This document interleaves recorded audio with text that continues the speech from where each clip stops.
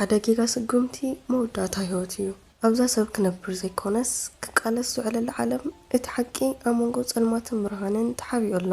ሰላም ክቡራት ተኸታተልቲ ጽዮን ኢንተርቴይመንት፣ ንሕና ነቲ ዓለም ክንፈልጦ ዘይደሊ ምስጢራት ነቲ ደም ዝኸፈለን ብልሕን ትውዓትን ዝሓተት ዛንታታት ኢና ነቃላሕልኩም። ንዳዊት ንጌታቸው ንመላእ ዝተሓላለኸ ዓለም ዛንታታት ሒዝና መጺና ኣለና። ሰናይ ምክትታል። ሰማይ ቦሌ ብደመና ተሸፊኑ እቶም ህንጻታት ድማ ብርቱዕ ብርሃን ይንጸባረቑ ነበሩ። ሰዓት 7 ናይ ምሸት ክኸውን እንከሎ እቲ ከባቢ ብናይ ፖሊስ መኪና ድምፂ ተናወፀ። ሰማያዊን ቀይሕን መብራህቲ ኣብ ጸሊም ኣስፋልት እናተመላለሰ ንዓይኒ ይርብሽ ነበረ። ዕጡቓት ሓይልታት ፖሊስ ካብ መካይን ወሪዶም ናብቲ ናይ ቪአይፒ መንደሪ ህንጻ ጎዮም ኣተዉ። ክፈትዎ ፖላዊስ ኢና ዝብል ዓው ዝበለ ድምፂ እውን ኣብቲ ከባቢ ተሰምዐ። እቲ ናይ ጣውላ ማዕጾ ብሓይሊ ተሰብረ። ፖሊስ ናብ ውሽጢ ክኣቱ ከሎ ኣብቲ መበል 12 ደብሪ ዝነበሩ ሰባት ተረቢሾም፣ ገለ ሰባት ከዓ ሰነዳት ክቐዱን ከለዉ ካልኦት ድማ ብመስኮት ክሃድሙ ይፍትኑ ነበሩ። እቲ ናይ ሽጉጥ ድምፂ ሓሓሊፉ ይስማዕ ነበረ።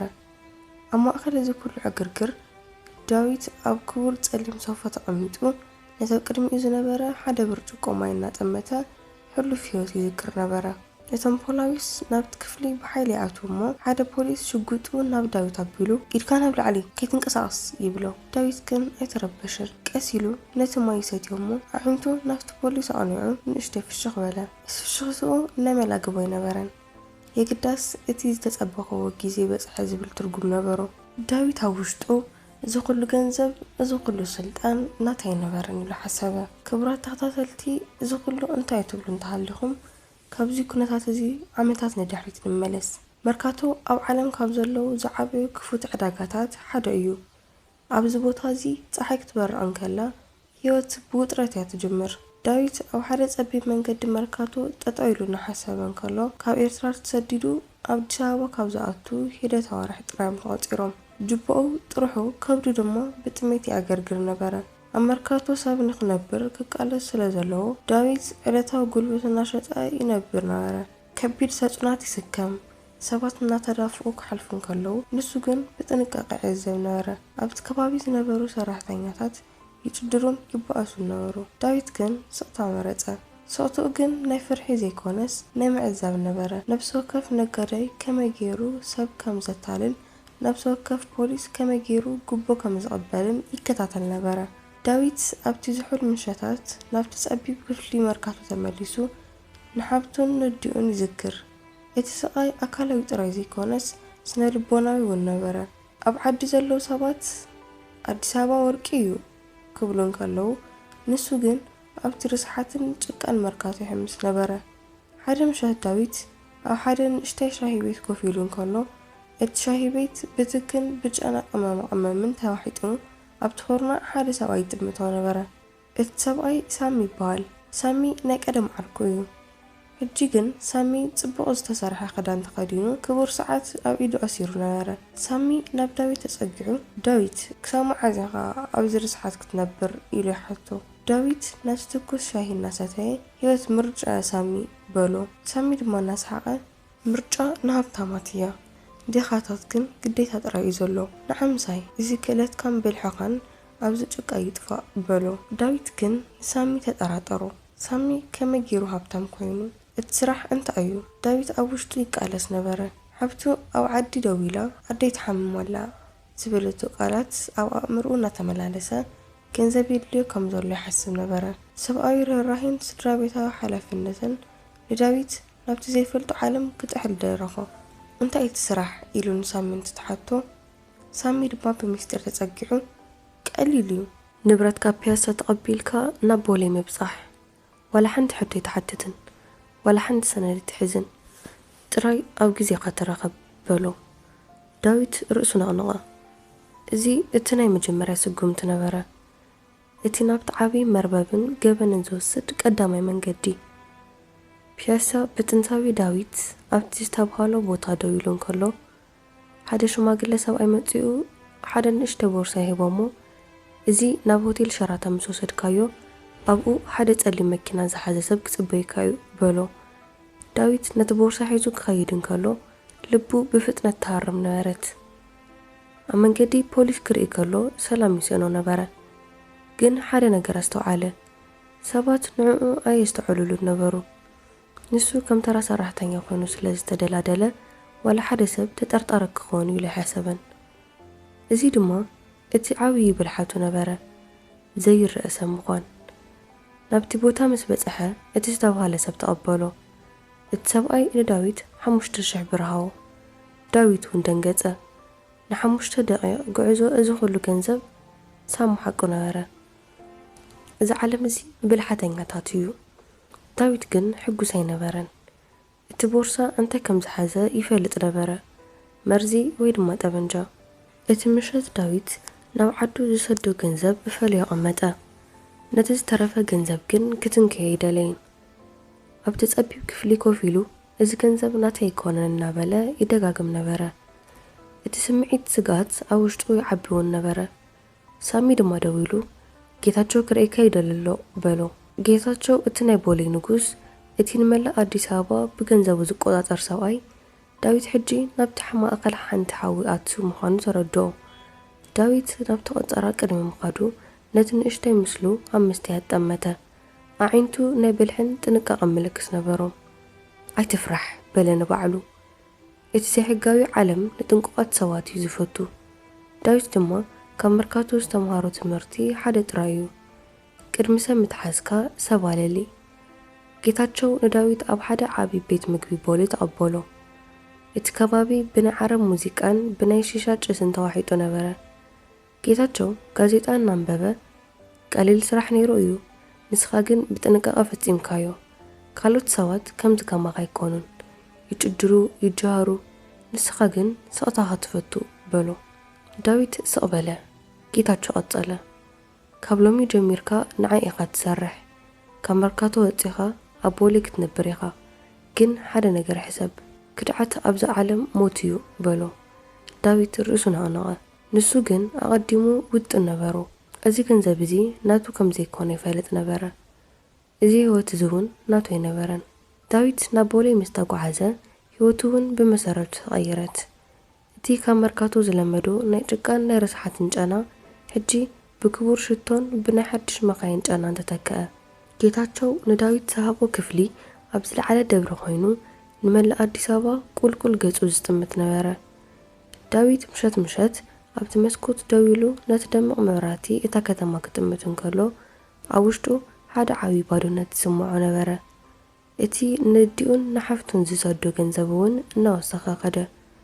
ንሳቶም ድማ ወድና ዓብዪ ነጋዳይ ኮይኑ እናበሉ ይሕጎሱ ነበሩ።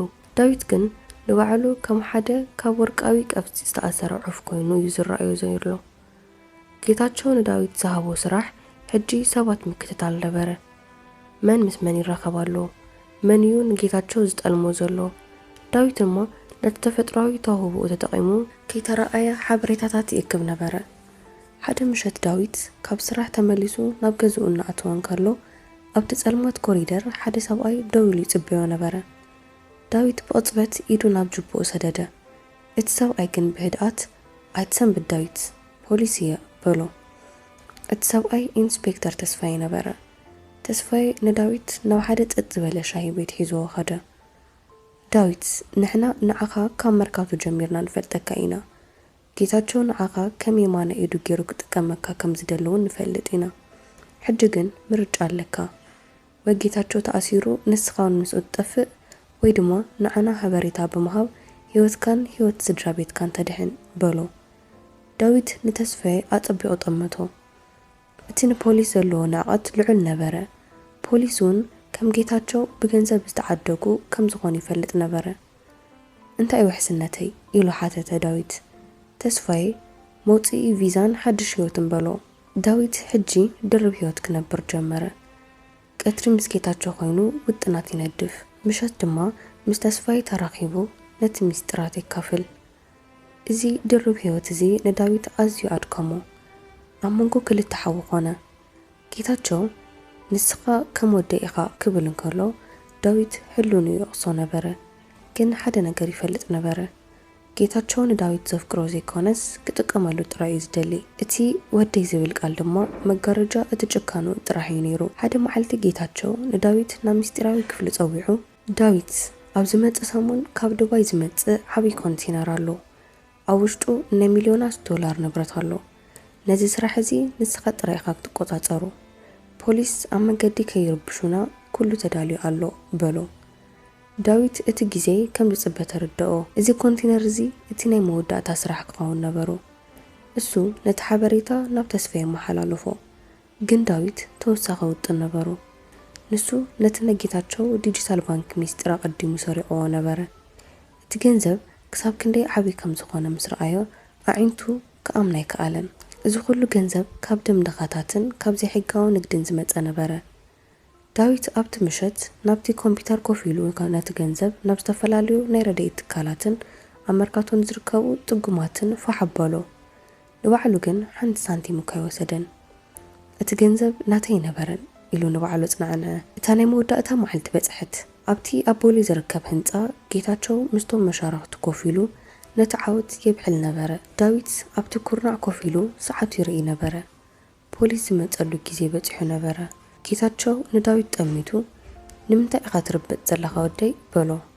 ዳዊት ፍሽኽ ኢሉ ወድኻ ስለዘይኮንኩ እየ በሎ። ብኡ ንብኡ ፖሊስ ነቲ ማዕጾ ሰቢሮም ኣተዉ። ጌታቸው ብድንገት ደንገጸ። ሽጉጡ ከወፅእ ምስ ፈተነ ዳዊት ኢዱ ሒዙ ዓገቶ። ተወዲኡ እዩ ጌታቸው በሎ። ፖሊስ ንጌታቸው ከኣስርዎን ከለዉ ጌታቸው ብጭካነን ዳዊት ጠመቶ። ክትመውት ኢኻ ኢሉ ጨደረ። እቶም ፖላዊስ ንዳዊት እውን ሒዞም ዋላካ ተወፁ። ተስፋዬ ግን ቃሉ ሓለወ። ድሕሪ ሂደት መዓልትታት ዳዊት ካብ ቤት ማእሰርቲ ብምስጢር ተለቐቐ። ተስፋዬ ሓደ ፖስታ ሃቦ። ኣብ ውሽጡ ቪዛን ናይ ነፋሪት ትኬትን ነበሩ። ዳዊት ካብዚ ሃገር ሕጂ ውፃእ፣ ናይ ጌታቸው ሰባት ኣብ ኩሉ ኣለዉ በሎ። ዳዊት ናብ መርካቶ ኸይዱ ንሳሚ ንመወዳእታ ግዜ ረኽቦ እሞ ሳሚ ሕጂ ኩሉ ስልጣኑን ገንዘቡን ጠፊኡ ነበረ። ዳዊት ንሳሚ 5,000 ብር ሃቦ። እዚ ንመጀመርታ ግዜ ብሃለልታ ዝረኸብክዎ ገንዘብ እዩ። ሕጂ ግን ንዓኻ ይህበካ በሎ። ዳዊት ናብ መዕረፎ ነፈርቲ ኸይዱ ክሳፈር እንከሎ ንድሕሪት ዞር ኢሉ ነታ ከተማ ጠመተ።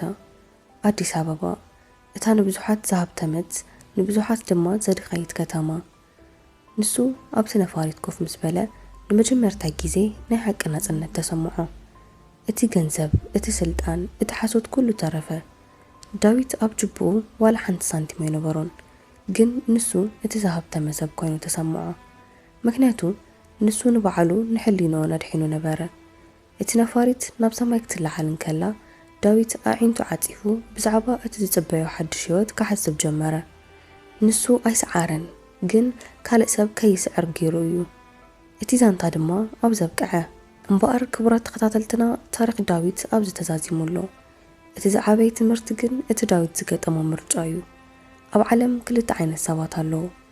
እቶም ብገንዘብ ዝዕድጉን እቶም ንገንዘብ ከም መሳርሒ ጥራይ ዝጥቀሙን። ዳዊት $1,000,000 ኣብ ኢዱ እናሃለወ ሓንቲ ሳንቲም ከይተንከፈ ንረድኤት ፋሕ ኣቢልዎ። ንስኻትኩም ከ እንታይ ትብሉ? ዳዊት ነቲ ገንዘብ ሒዝዎ እንተዝሃድም ሓሸዶ ወይስ እቲ ዝነበሮ ሕሊና ስጉምቲ እዩ እቲ ዝለዓለ ብልሒ? ርእይቶኹም ኣብ ኮሜንት ሴክሽን ጻሓፉለይ። እዚ ትሕዝቶ እዚ ትምህርቲ ሂብኩም ወይ ድማ ከም ዘዘናግዓኩም ተስፋ ገብር። ንዓና ንምድጋፍ ድማ ነዛ ቪድዮ ላይክ ብምግባር ሓግዙና። ተመሳሰልቲ ዝተሓላለኹ ዛንታታትን ሚስጢራትን ንክበጽሓኩም ሰብስክራይብ ክትገብሩን ነታ ናይ ደወል ምልክት ክትጸቕጥዋን ኣይትረስዑ። እዚ ታሪክ እዚ ንኻልኦት እውን ክበጽሕ ሼር ግበርዎ። ንሎሚ ዝነበረና መደብ ኣብዚ ይውዳእ። ኣብ ዝቕጽል ቪድዮ ብዝያዳ ዘገርም ታሪክን ሚስጢርን ክሳብ ንራኸብ ኣብ ዘለኹሞ ሰላም ጥዕና ንምነይልኩም።